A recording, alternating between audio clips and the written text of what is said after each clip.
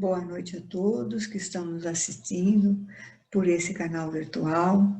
Agradecemos a Jesus pela oportunidade de podermos aqui também estar novamente refletindo sobre assuntos de suma importância, assim como essa casa que nos concedeu esta oportunidade. Para que possamos falar sobre essas questões tão importantes que diz respeito ao desenvolvimento da criança a partir dos ensinos do Cristo, como uma profilaxia da alma, vamos retomar três conceitos, na verdade, bastante importantes, assim como vamos retomar também dois princípios básicos, para que ele possa nos reforçar nessas reflexões. O primeiro princípio é de que somos espíritos. Fomos criados simples e ignorantes, temos aí um caminho longo já percorrido, desde essas primeiras etapas da nossa criação, até hoje, pela razão, pelo sentimento, pela própria compleição física que se modificou ao longo de todo esse tempo, mas também nós temos um objetivo, e o objetivo é a perfectibilidade. Aí entra o segundo princípio, porque isso só se dá por meio da reencarnação. Nenhum espírito se desenvolveu e atingiu a perfeição sem ter passado em outras épocas, em outros mundos, em outras etapas, pela fieira da reencarnação. E a fieira da reencarnação está atrelada a dois conceitos: o conceito da lei de causa e efeito e o conceito da lei do livre-arbítrio. Podemos fazer o que desejamos, podemos fazer o que queremos, mas temos aí agora que responder pelas consequências das nossas ações, pensamentos e sentimentos. Tudo aquilo que fizermos ficará impregnado no nosso ser espiritual, tanto de bom quanto de não tão bom. E esse desenvolvimento só a nós cabe fazer. E o tempo que ele levará também é nosso. Podemos andar um pouco mais longo, um andar mais longo, ou de alguma forma mais rápida. Podemos andar em caminhos menos tortuosos ou mais tortuosos, dependendo do uso que fizermos deste livre-arbítrio. Desta maneira, pensando, entendemos que a reencarnação só se dá no seio de uma família. Ou mesmo aqueles que não terão família, que poderão ir até mesmo para abrigos, é lá a família que o irá auxiliar.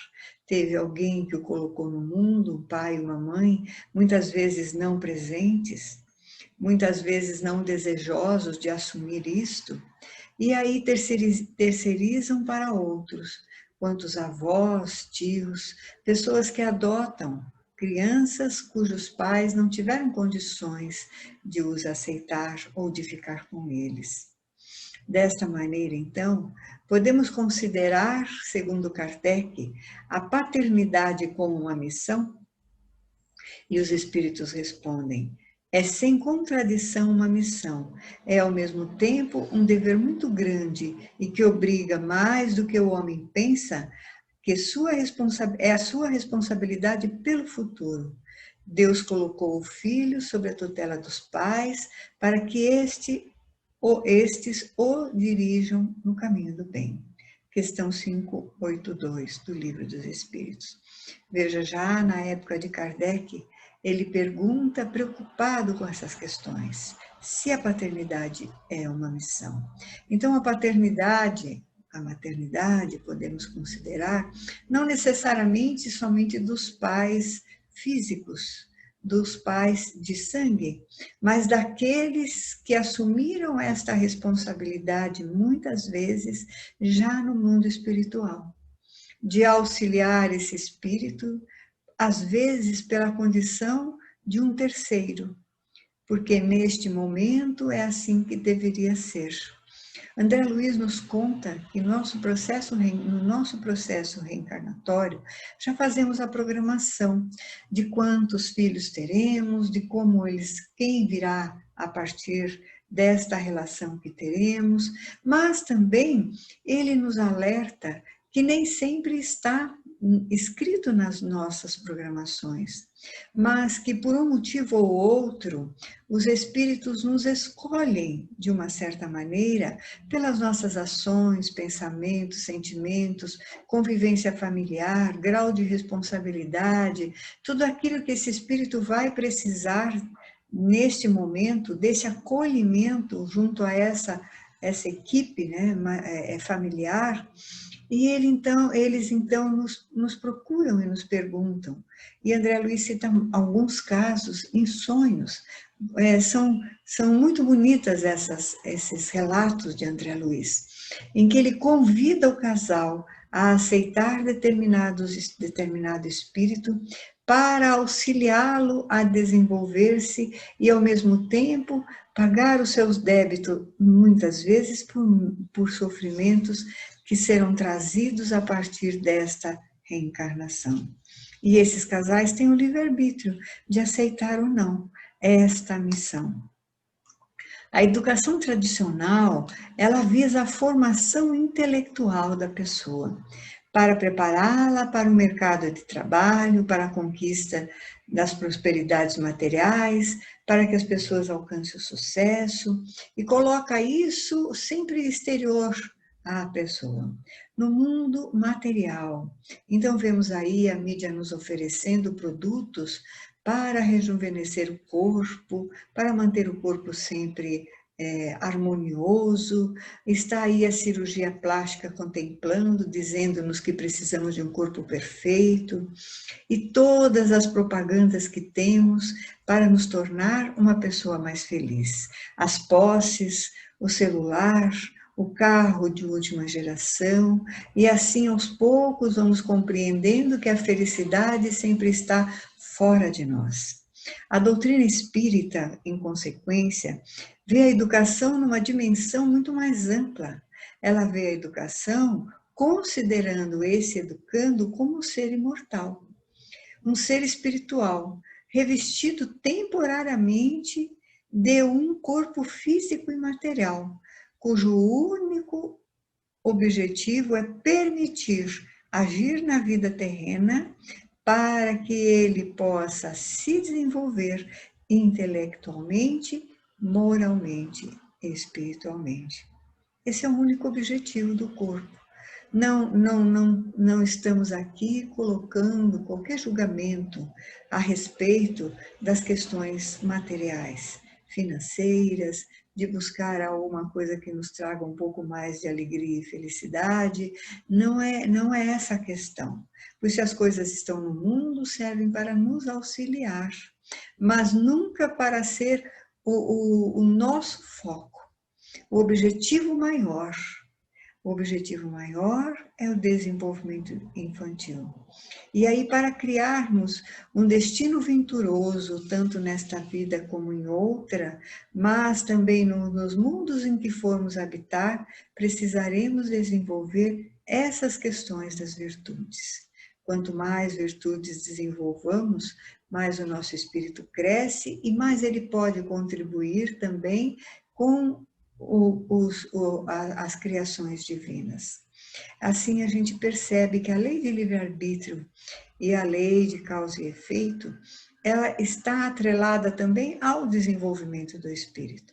Porque aqueles espíritos que não mais necessitarem da reencarnação, já tendo uma consciência muito mais ampla, possuem muito mais responsabilidades e, consequentemente, estudam muito mais os seus atos, pensamentos e sentimentos, desenvolvendo sempre cada vez melhor, porque assim eles estarão contribuindo com Deus também.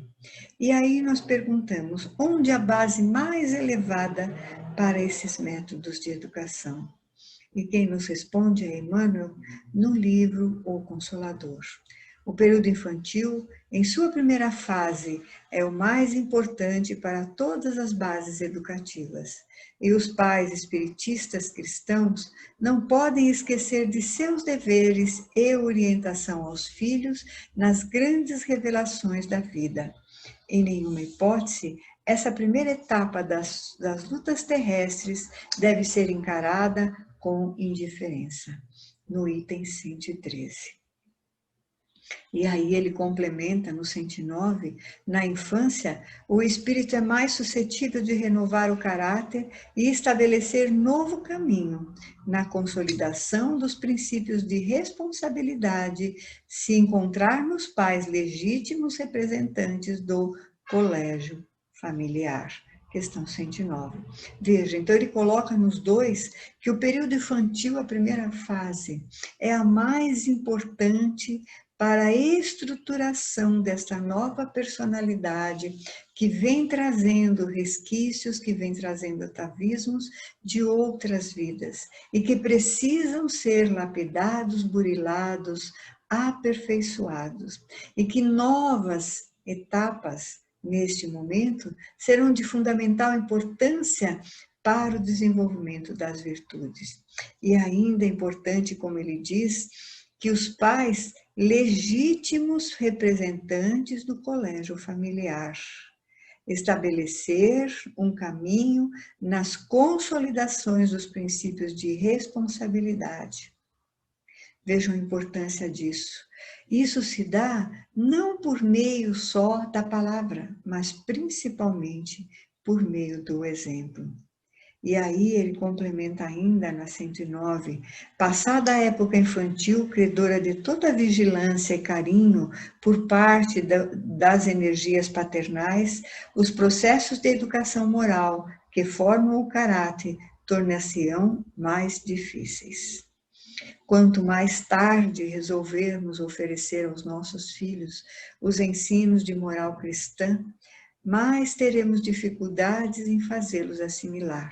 Porque, como diz André Luiz, o espírito vai se assenhorando de si e trazendo muitas vezes os seus atavismos, as suas dificuldades que afloram, porque nada a cerceia naquele momento.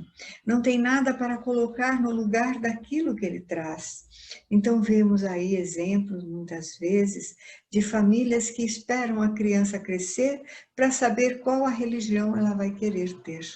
Então, depois ela escolhe, ela estuda, ela vê qual é a melhor que se sintoniza com ela. Mas quando eu não sei o que é bom ou o que não é, como é que eu vou saber o que eu posso escolher?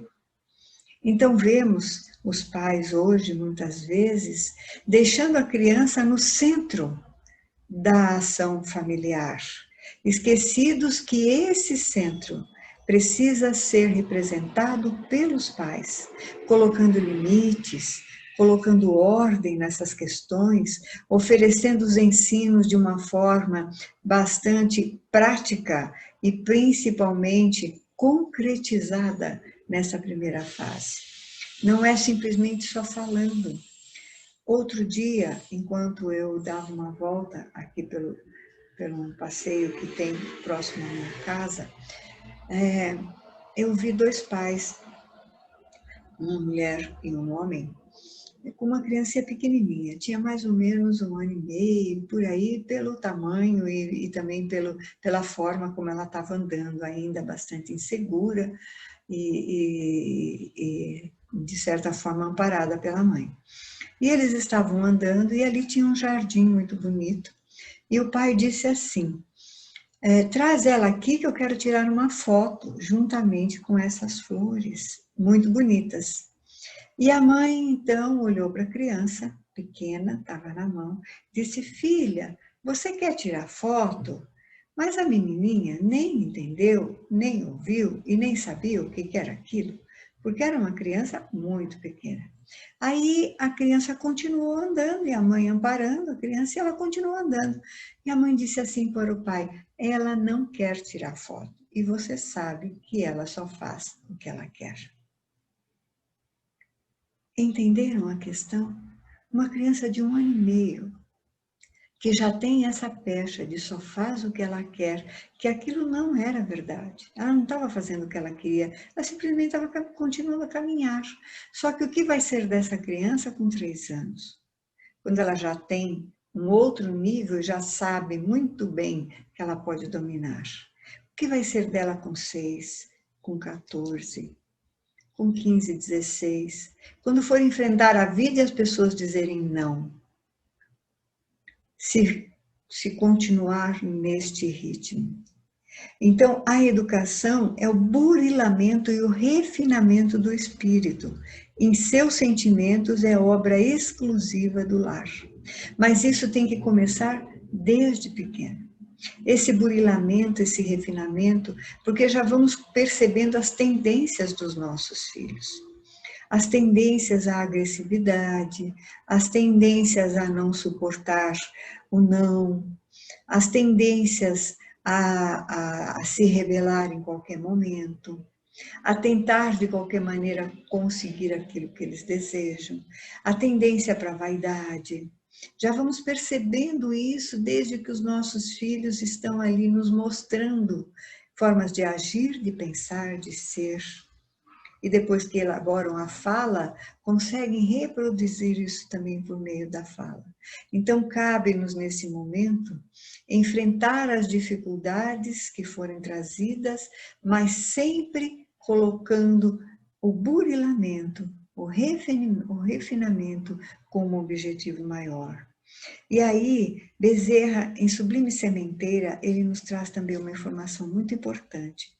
Sabendo que a infância é ensejo superior de aprendizagem e fixação, cabe-nos relevante mistério de proteger, amparar, sobretudo conduzir as novas reações no rumo do Cristo.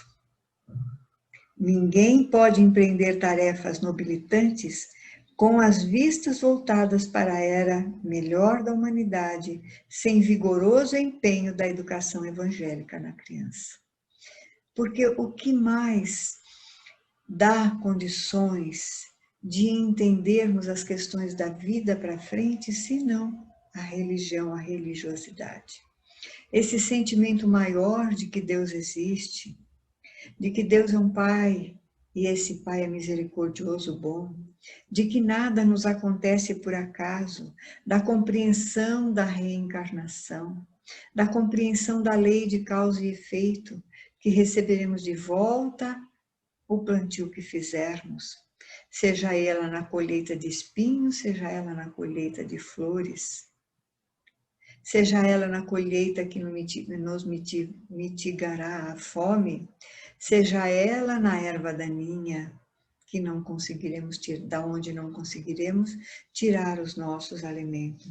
Então, o Espírito Humano também no Consolador, pergunta 108, ele coloca as noções religiosas com a exemplificação dos mais altos deveres da vida, constitui a base de toda a educação do sagrado instinto familiar.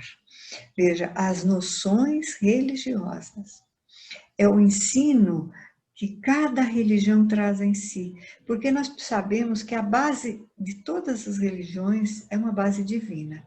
Depois, o que os homens fizeram desta base, transformando muitas vezes em ensinos para atender aos seus próprios desejos, é problema do homem. Mas aquilo que todas elas têm, no sentido de amor, de respeito, de um Deus maior, todas as religiões ensinam-nos a modificar o nosso ser espiritual, ao caráter, a atender ao respeito, às obrigações que nos são colocadas na vida, à honestidade e não à vingança, não ao orgulho, não ao egoísmo. Na sua base, percebemos que todas elas trazem, só que depois os homens, muitas vezes, foram transformando isso ao seu bel prazer. E ainda Bezerra, no Temas da Vida, coloca: Evangelho no lar é Cristo falando aos corações, sustentando semelhante luz nas igrejas vivas do lar, teremos a existência transformada na direção do bem infinito. Então ele põe duas informações muito importantes. Primeiro, o Evangelho no lar, falando ao coração. Mas aqui não é o simples Evangelho, não é o Evangelho que fazemos simplesmente uma vez por semana. Que colocamos a água, que trazemos os nossos queridos para um lugar, onde vamos abrir uma página do Evangelho, comentar sobre ela, às vezes ler um pequeno texto, conversarmos a respeito do que ali foi escrito, do que ali foi falado, traçarmos as nossas diretrizes. Mas deste Evangelho ter sido colocado no dia a dia da família. É nesse sentido que Bezerra fala, porque muitas vezes transformamos o nosso evangelho no lar em elemento julgador do outro, em elemento apontador dos defeitos do outro. Não, vou escolher essa página, porque essa página aqui está falando para fulano, ele vai ver, ó, o orgulho está falando dele, então vou falar dessa página, porque é para o outro, para ele entender. E aí vamos, então, transformando um evangelho num clima, às vezes, não de amorosidade, mas um clima de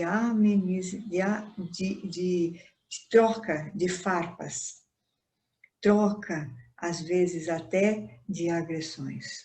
Então, ele está falando aqui de religião, mas no sentido, ele está falando aqui, desculpa, de evangelho no lar, mas no sentido da ação deste evangelho, do exemplo que os pais dão a partir daquilo que eles escutam, daquilo que eles leem, daquilo que eles falam neste evangelho. E ainda ele coloca igrejas vivas do lar, porque quando Jesus diz, quando se reúne um, dois ou mais em meu nome, aí eu estarei, ele está falando que a igreja não é um templo religioso num único lugar, é a igreja do coração, é o templo do nosso lar, onde nós temos a nossa existência transformada pelos sublimes ensinos do infinito bem. Vejam que é muito mais do que simplesmente ritual, mas é uma transformação a partir desses ensinos que ali estamos edificando. Inteirai-vos dos vossos deveres e pondes todo o vosso amor em aproximar de Deus esta alma.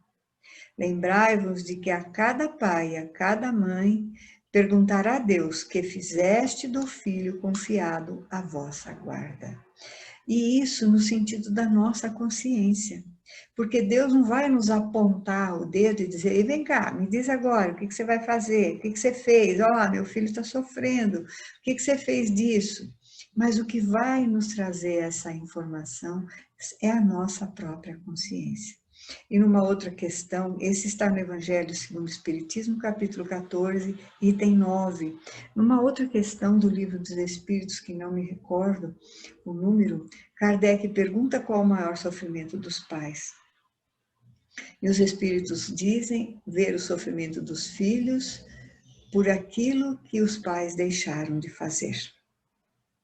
Este é o maior sofrimento deles no mundo espiritual. Quando eles olham depois para aquele filho que está com dificuldades muito sérias, porque eles não souberam introduzir neste ser espiritual as questões do bem maior, que é o bem do espírito. O lar é o porto seguro, de onde a alma se retira para o mar alto do mundo, e quem não transporta no coração o lastro da sabedoria cristã, dificilmente escapará ao naufrágio parcial ou total. Os Mensageiros, capítulo 34 a 37, Espírito André Luiz, no capítulo O Lar de Isabel. Capítulo belíssimo que nós deveríamos ler sempre, quando ele fala dessa questão da importância do lar. E ele coloca o lar como um porto seguro para o mar alto do mundo. Alberto Almeida faz também esse simbólico, né, de que os nossos filhos são como os navios, que ajudamos na construção, auxiliamos para que ele possa enfrentar os mares sombrios, os mares muitas vezes tumultuados, revoltos, né? Com tempestades que terão que enfrentar, vamos dando a ele toda uma sustentação no casco, deixando-o em condições de navegar, tanto em equilíbrio como em força.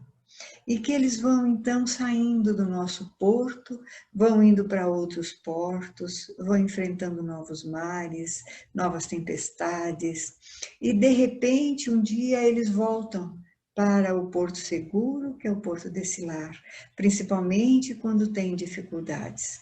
E assim também o navio, ele vai para diferentes portos, levando alimentação, levando remédio, levando pessoas de todas as etnias, levando todas as coisas que são necessárias nesse transporte entre países e depois voltam para o seu próprio país para fazer os reparos, para ficar um pouco mais, para pegar mais algumas coisas e de novo sair para o mar revolto.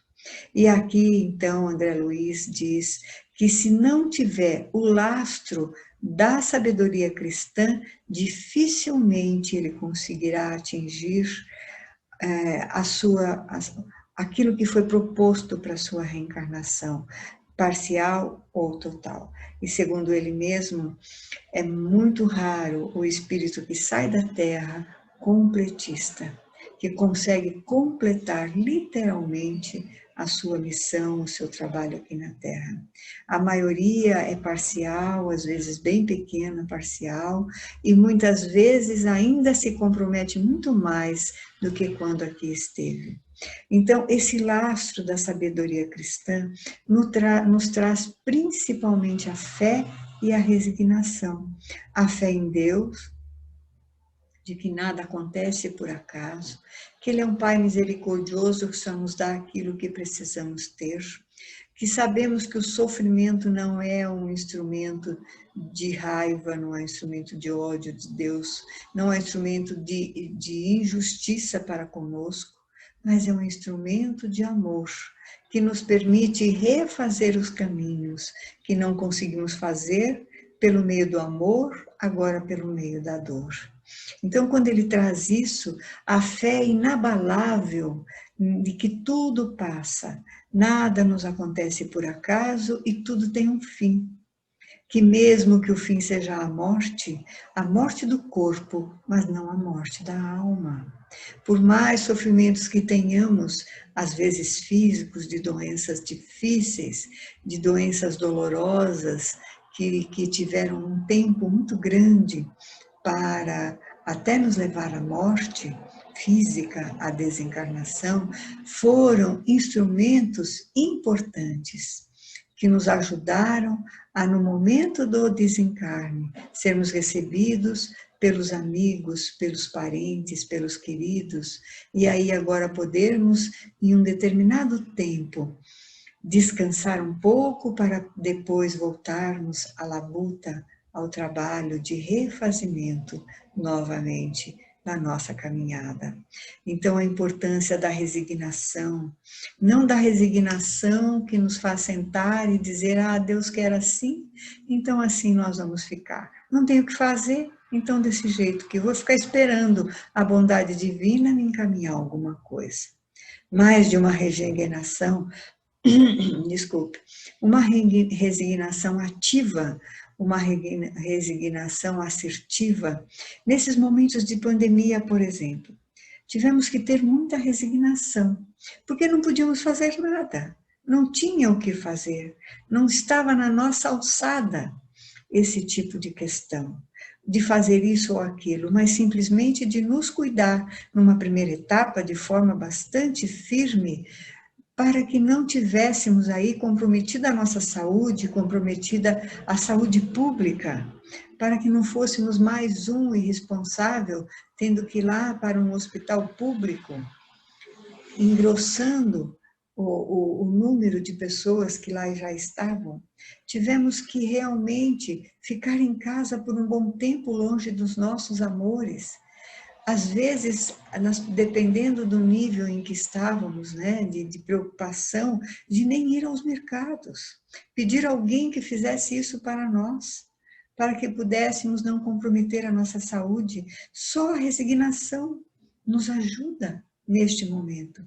E aí vamos construindo também a paciência, a tolerância e principalmente a humildade de ter que pedir para um vizinho, como muitos fizeram, colocaram nos avisos, eu posso fazer o mercado de alguém, porque era uma pessoa jovem, quem precisar me avise que eu faço. Isso é uma questão de humildade de quem se oferece, mas também de humildade de quem aceita, sabendo que, puxa vida, nesse momento eu não posso, mas agora tem alguém que vai fazer, humildemente, não, vou deixar, depois eu faço.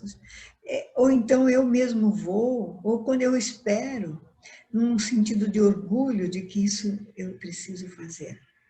Quantas coisas precisamos recriar, quantas pessoas tiveram que perceber qual era o dom que ela tinha e aprender novos cursos, ter novas profissões, trabalhar com a internet, fazer cursos online para poder melhorar um pouco esse ganho que agora estava comprometido, porque isso é resignação. Eu não tenho o que fazer, então eu tenho que criar meios para ajustar-me a isso que Deus quer que eu passe.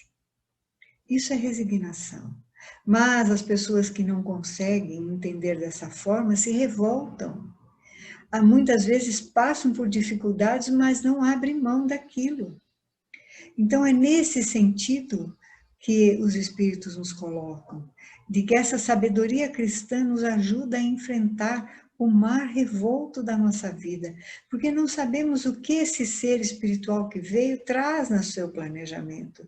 Nós podemos ter uma intuição, mãe sempre tem, uma intuição de cada filho, mesmo aquela só que cuida, ela tem uma intuição do que aquele precisa, do que aquele outro veio com outro nível, com outras necessidades, mas com outras facilidades. A mãe que cuida, o pai, a família que está atenta, sempre se preocupa com essas questões e percebe que tem um sentimento ali de que esse ser vai precisar passar por muitas dificuldades para baixar o seu orgulho, para liberar um pouco o seu egoísmo, a sua vaidade. E aí, às vezes, não temos o que fazer, porque precisamos dar esse suporte, mas não podemos fazer por ele. Quando ele tiver o livre-arbítrio da escolha por ele próprio, às vezes ele vai escolher outro caminho. Mas não foi da nossa irresponsabilidade que isso surgiu. Isso surgiu do livre-arbítrio dele. E mesmo assim, essa semente que plantamos, muitas vezes não vai desabrochar nesta vida ou naqueles momentos, mas muito mais tarde, quando já envelhecido, ele fizer um caminho, uma volta ao seu passado e perceber, se tivesse ouvido os conselhos, as opiniões daqueles que tinham como desejo auxiliá-lo, ele teria tomado outro rumo. Mas por orgulho, por egoísmo, por prepotência, por vaidade, preferiu seguir o caminho mais difícil. A melhor escola ainda é o lar, onde a criatura deve receber as bases do sentimento e do caráter. O estabelecimento do ensino, propriamente do mundo, podem instruir, os estabelecimentos do ensino no mundo podem instruir, mas só o Instituto da Família pode educar. E é por essa razão que a universidade poderá fazer o cidadão, mas o lar pode edificar o homem. Também no item 110 de O Consolador. E no 112, para encerrarmos, a escola educativa do lar só possui uma fonte de renovação, que é o Evangelho, e um só modelo de mestre, que é a personalidade excelsa do Cristo. Vamos trazer o Cristo para dentro da nossa casa, principalmente nos primeiros anos dos nossos filhos, que eles possam entender a complexidade deste mestre, mas também a simplicidade dos seus ensinos, para que as nossas responsabilidades sejam, de certa forma, as mais firmes possíveis, no caráter, desta criança, deste jovem. Porque o caráter se renova a cada encarnação. Nós temos a possibilidade de estabelecer uma nova personalidade, trazendo os resquícios das anteriores, mas refazendo essa num nível, às vezes, bem superior àquela anterior.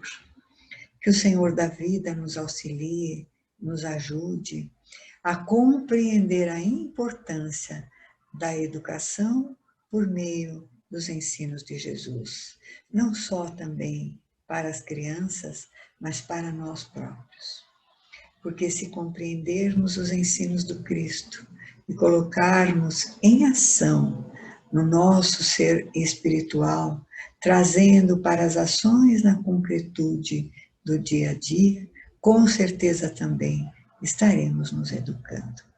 Que o Senhor da vida nos abençoe, nos ilumine e nos ampare, sempre suportados pela sua fé. Muito obrigada a todos.